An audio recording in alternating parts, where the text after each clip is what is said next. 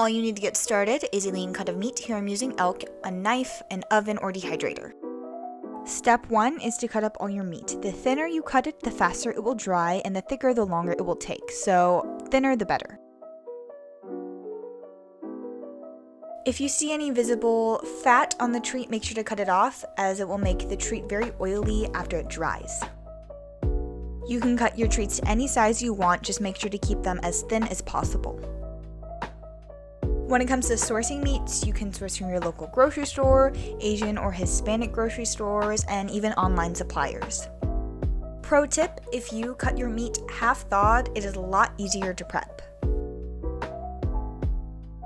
Once your meat is all prepped, you can use one of these two methods to dry them.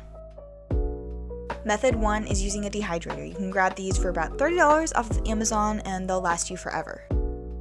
When placing the meat down on the tray, make sure to give it a little stretch to increase the surface area and reduce drying time.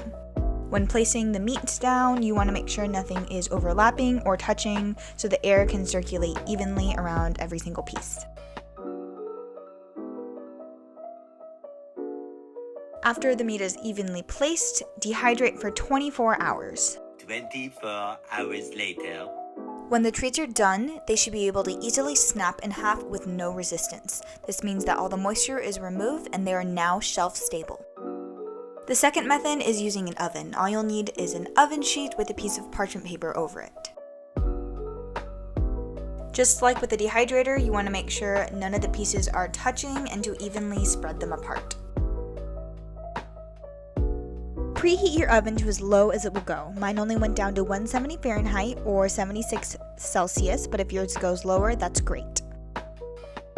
Once your oven is preheated, put the treats in for 6 to 8 hours or until crisp and they can break in half easily. 8 hours later.